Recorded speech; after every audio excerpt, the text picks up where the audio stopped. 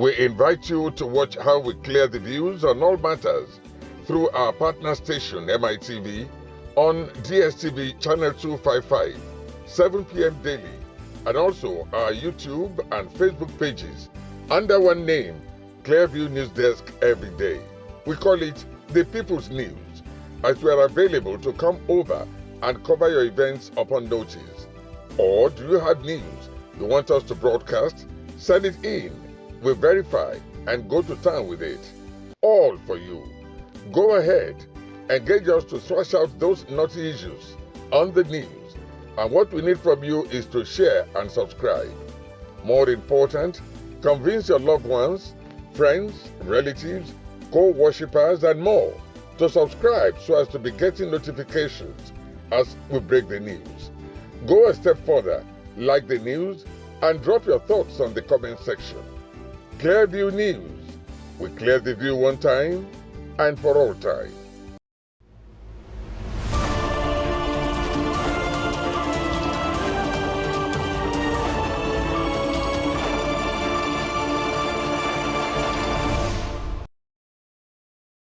Hello and welcome to Clearview News Desk. We are reaching you live from Nigeria's capital city, Abuja. First, the headlines.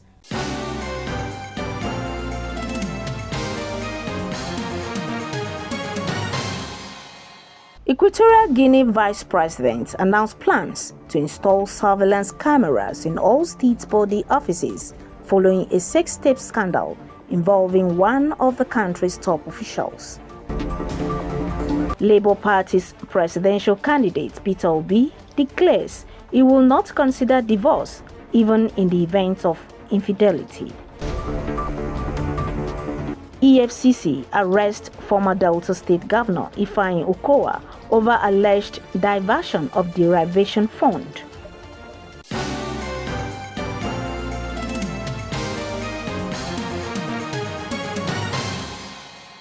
I am Imefonokun with this and more. The Federal High Court in Abuja on Tuesday struck out the charges brought against a total of 119 bad governance protesters.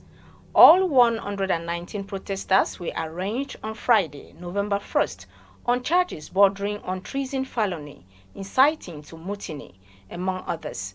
The defendants were arraigned in two batches at the previous proceeding.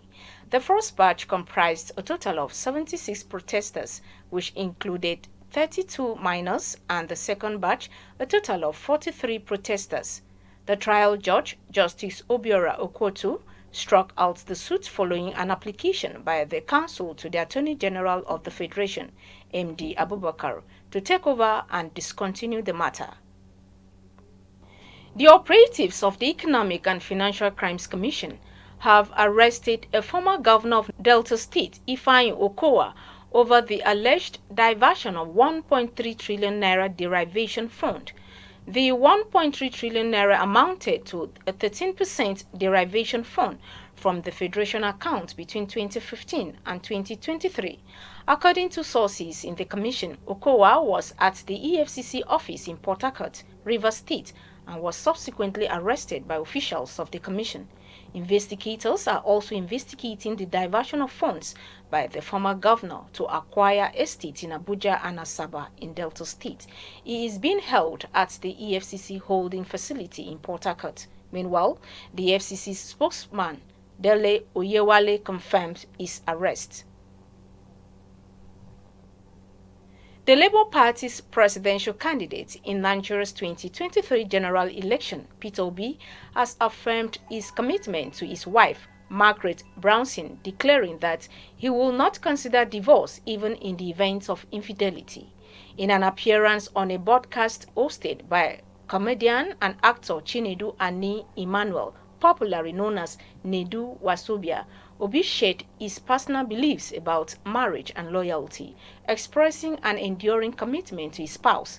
The former governor of Anambra State underscored his loyalty, stating that he will support his wife through any potential challenges, including instances of infidelity.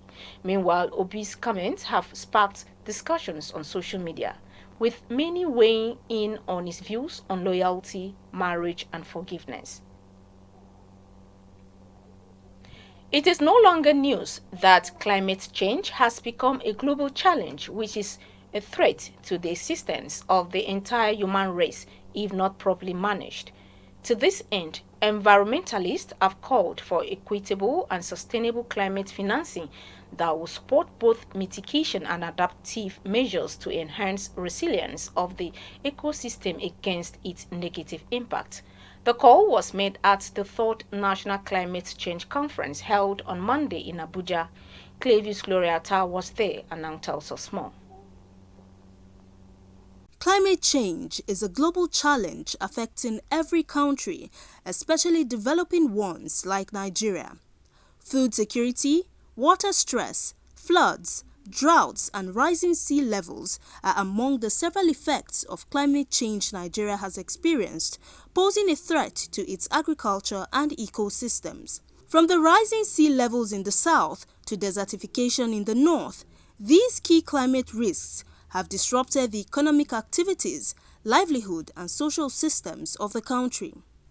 At the 3rd National Conference on Climate Change in Abuja, which brought together experts, policymakers and stakeholders to discuss and address the challenges posed by climate change, the Executive Director of the Corporate Accountability and Public Participation Africa (CAPA), Akimbode Oluwafemi, said that Africa will need an average of $250 billion per year in climate finance between 2020 and 2030 to adapt to climate change and limit the impact of global warming. The private sector is also still expected to help in mobilizing about $213.4 billion annually through multilateral development banks, deploying more than $10 billion to bridge the financing gap.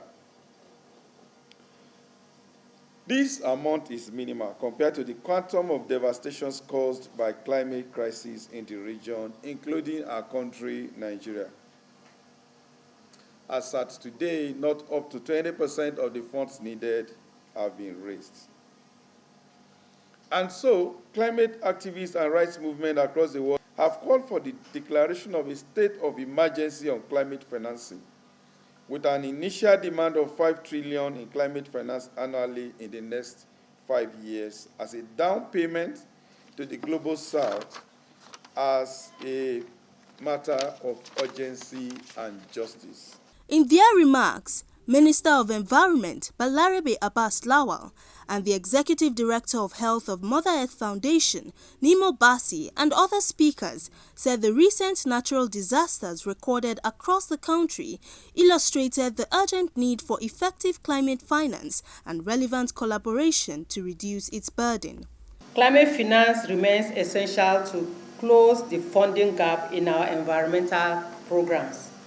The emphasis must shift towards creating a more accessible and just system of climate finance, one that not only provides sufficient funding, but also distributes it equitably.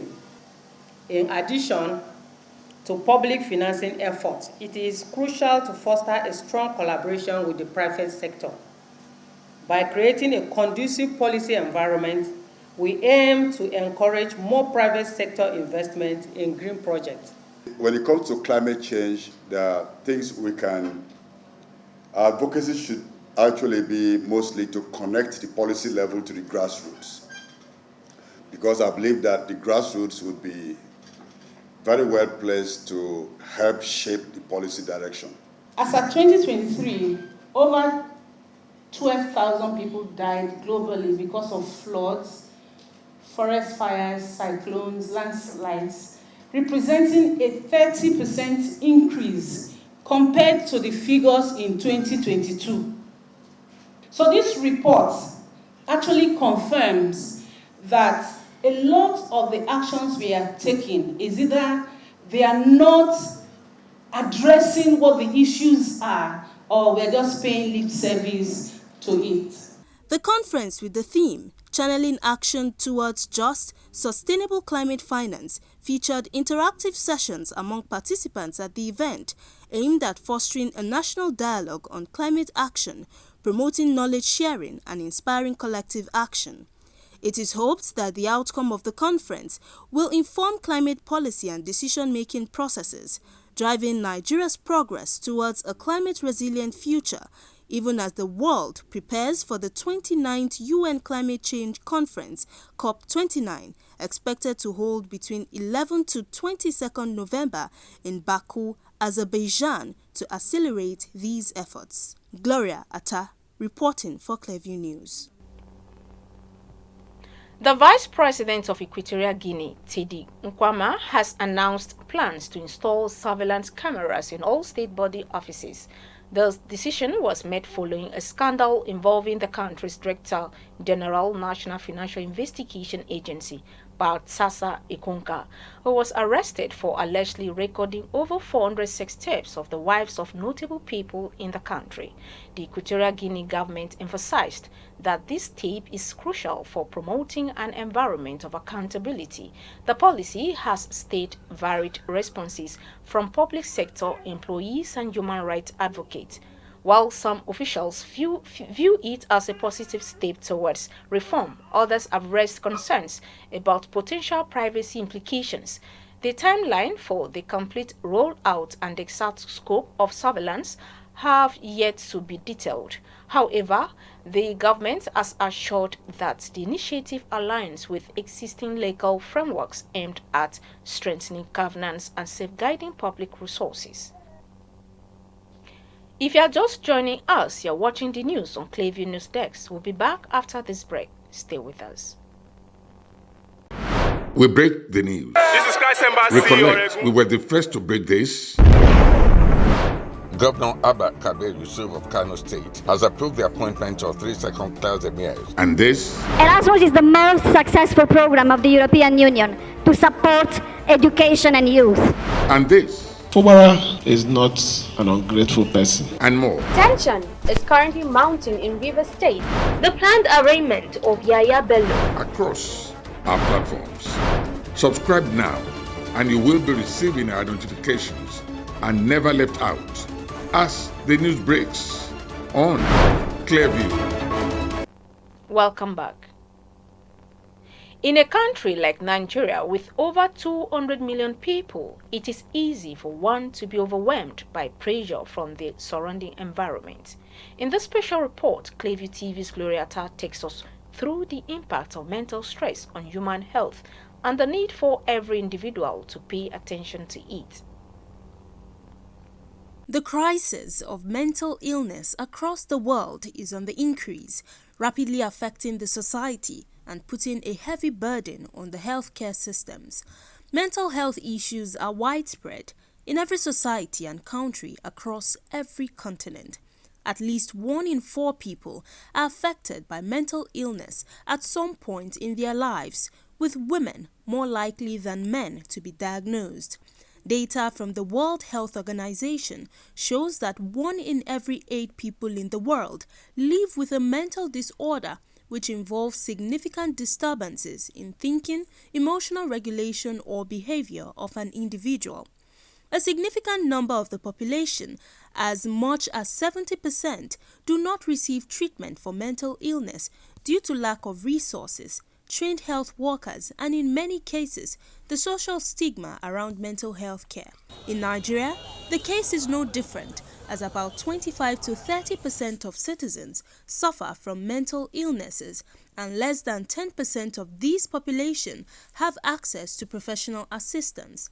The World Health Organization estimates that only about 3% of the government's budget on health goes to mental health. Decrying the situation in an interview with Clearview News Desk, Angela Brown, a nurse, life coach and motivational speaker, said the disparity between the demand and supply of mental health services, as well as lack of policies and information aimed at addressing mental health issues in Nigeria, have made it difficult to identify areas of needs, coordinate activities of advocacy groups, and make an informed decision about policy direction. It's really sad because in Nigeria we really don't have adequate mental health treatment. You know, the last lunacy law was just remodeled, was just redone like 2 years ago. But before it was the lunacy law from 1950s, you know. So we're making baby steps, but we haven't gotten to where we need to go. And I really urge Nigeria, the lawmakers, to please find a way to tackle this mental health. There's a lot of suicides going on in Nigeria. As of 2017, Nigeria, I think, was ranked 3rd in the world, if I'm right. I'm not very clear on it, but I think that's what it was. There are many unreported deaths from depression and suicide. You know, we don't have enough resources. The doctors don't even know what to do. There are limited psychologists. You know, therapy is a joke here, and we really need to work on it. The facilities, majority of them are non-existent. Mental health is just emerging, okay? They're non-existent. We have a couple of resources. We also have a lot of NGOs that, quote unquote, act like they are doing mental health, but they really are not. She also advocates for more action from government and relevant stakeholders in improving Nigeria's mental health sector so as to address the growing mental health issues in the country. Mental illness is usually genetic or trauma-induced, okay?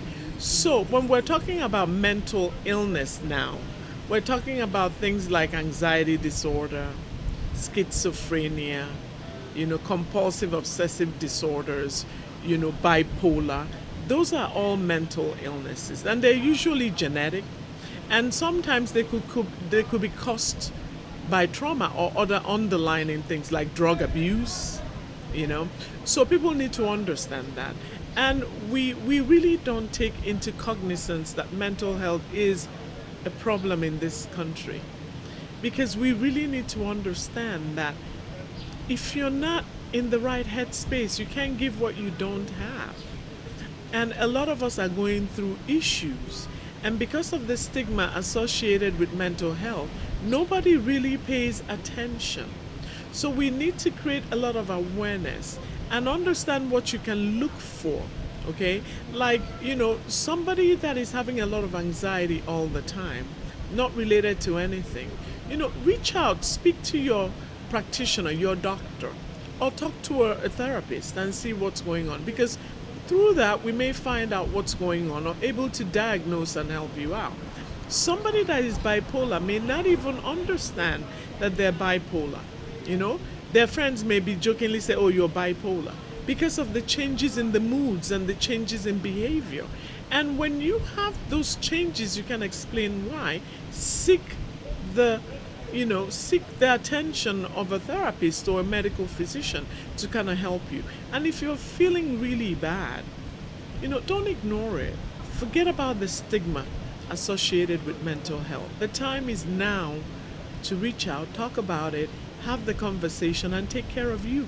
Mental health care generally refers to services ranging from assessment, diagnosis, treatment to counseling, dedicated to maintaining and restoring mental well-being of people. Angela Brown therefore urged citizens to be more vocal about their mental health challenges and seek care when necessary. Gloria Atta, reporting for Clearview News. Envy is as old as creation. Envy is a pain at the sight of another's good fortune. It is an emotion which occurs when a person lacks another's quality, skill, achievement, or position, and wishes that the other lacked it. Envy can also refer to the wish for another person to lack something one already possesses, so as to remove the equality of position between both parties. We have a commentary.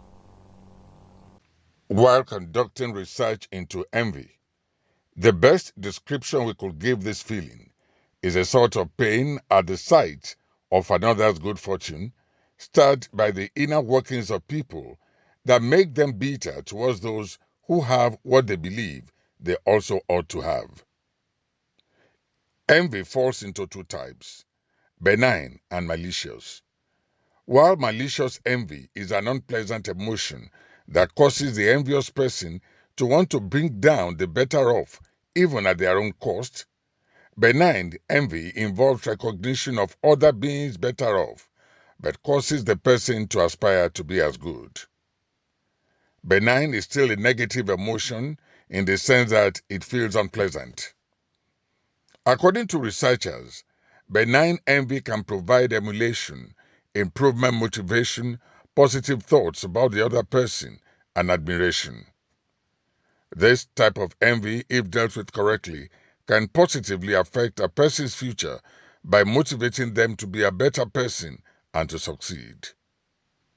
Often, envy involves a motive to outdo or undo the rival's advantages.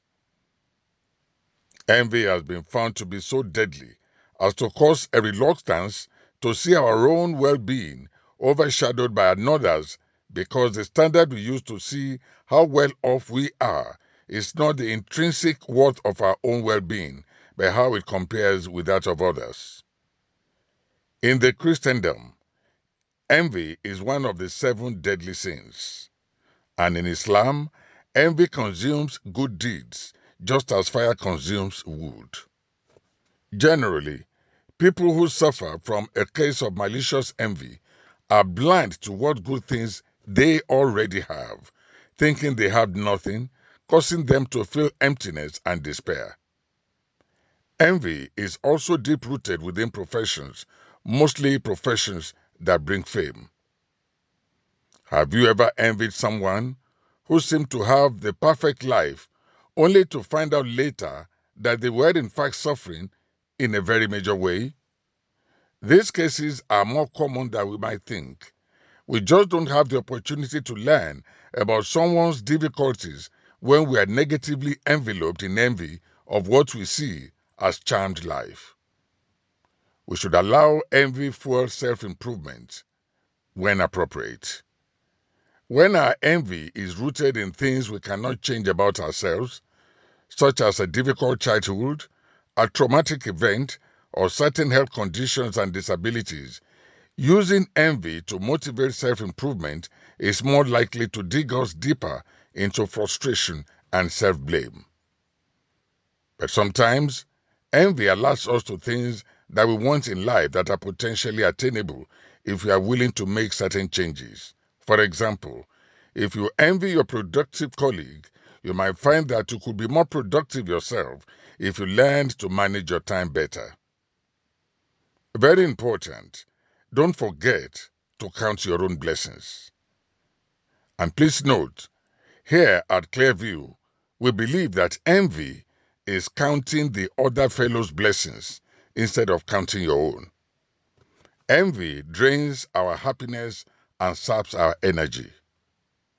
It's appreciation that reveals abundance in places where we might have failed to look.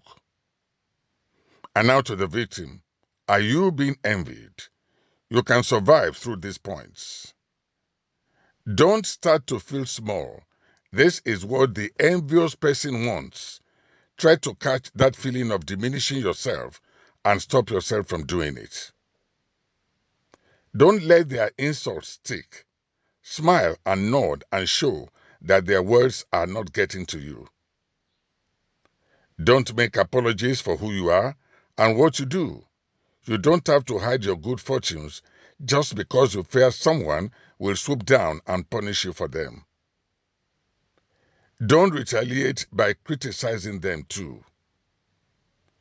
Remind the envious person of their own strengths and successes. Encourage them to count their own blessings. Create ways to protect your energies from being sucked out of you. Think about visualizing yourself in a protective bubble so any envy attack coming your way can bounce off you.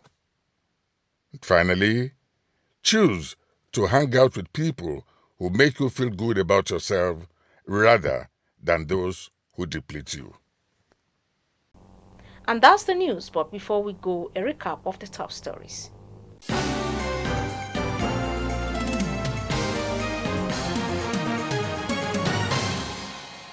Vice President of Equatorial Guinea has announced plans to install surveillance cameras in all state body offices following a scandal involving the country's Director General. National Financial Investigation Agency Baltasar Nkonga, who was arrested for allegedly recording over 400 sex tapes of the wives of notable people in the country. The Labour Party's presidential candidate in Nigeria's 2023 general election, Peter Obi, has affirmed his commitment to his wife, declaring that he will not consider divorce even in the event of infidelity. We also told you that the operatives of the Economic and Financial Crimes Commission, EFCC, have arrested a former governor of Delta State, Ifeanyi Okowa, over the alleged diversion of 1.3 trillion derivation fund.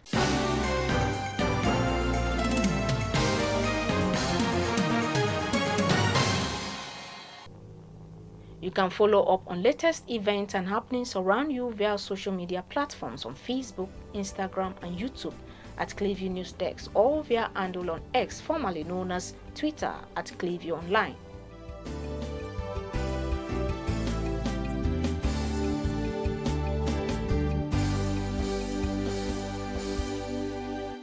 Many thanks for watching. I am Imefonokun.